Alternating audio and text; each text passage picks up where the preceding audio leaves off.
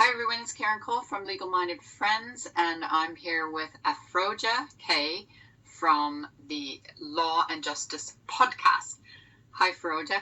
Do you want to introduce yourself? And then I think what we'll do is, before we talk about perception, I just want to give the 3 dictionary versions that I found. We've done a video together before, so to be here with you, and I must say you are sharing very crucial topics, issues on your social media, on your site, on your YouTube channel especially, and I'm really happy to be a part of it.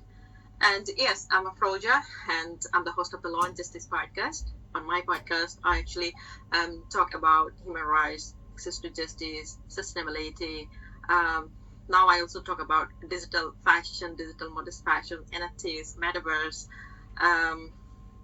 I talk about women rights, women empowerment, racial diversity, and many more that are actually related to justice. So today I'm very pleased to be here, and yes, we can talk about perception. Let's look at the meanings of perception.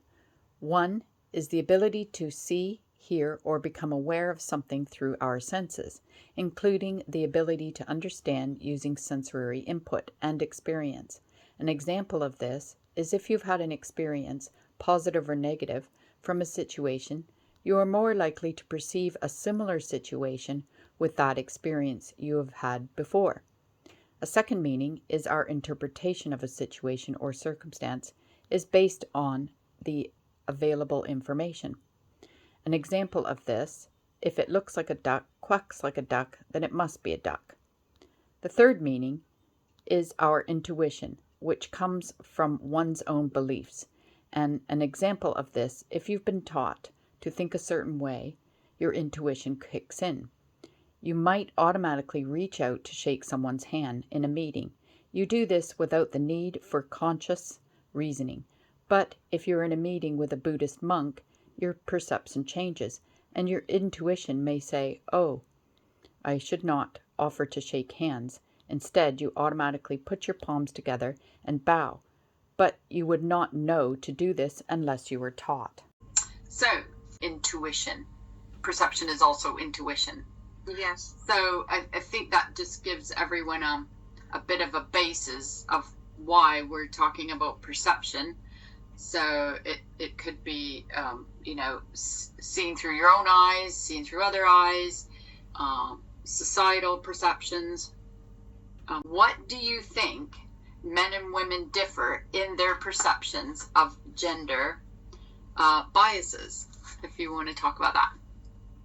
Okay, all right. First, I would like to say you already mentioned there are different meanings, synonyms of perception. And yes, actually how we think, how we perceive about something, about someone, this is called perception.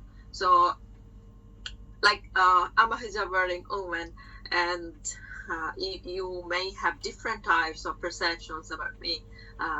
Some people perceive us as less attractive, less efficient, and very much religious minded or backdated, and many more actually. So perception is kind of sometimes it's a myth. It may prove wrong. Like you may think maybe I'm not educated and I'm totally religious minded because I'm just wearing a hijab. I'm totally wearing a kind of religious dress. But actually things may be different when you talk to me. Maybe you will know, I'm a law graduate, I'm a lawyer, I'm a legal researcher, I'm a podcast host, I'm an entrepreneur, I'm doing these things, that things. So then your idea will change. Okay, so you asked me about perception of gender bias. Yes, I think I just recently had a look on a journal article. So there I found perception from feminist groups and perception from the traditional fathers about their participation in family mediation. So the feminist groups are actually saying their perception is women are actually mostly vulnerable if they are not well informed about their rights. So when they go for mediation, in family mediation, they actually have become more vulnerable because they are not well informed, and as usual, they are like subjugated, and they can't express their feelings. They can't talk about their rights. In terms of family mediation or any other dispute settlement systems. So many men or groups, they think that women are being favored by the mediators or the negotiators. So this is how they are actually having biased perception towards the mediator, towards the system, or towards women. And they also actually... Sorry to interrupt there, but do you think that it would make a difference if there's a man mediator or a woman mediator mediating? Would the man still feel that way, and would the woman feel? Do you think that makes a... Yes, I think gender is a very crucial variable here as a mediator. But if you are a neutral and a very highly skilled mediator, gender actually should not affect your decision. And to be successful, first you have to understand the emotions, the language of the parties in front of you, because women most often are actually passive. There are some exceptions, like educated women, women who are very much aware about their rights.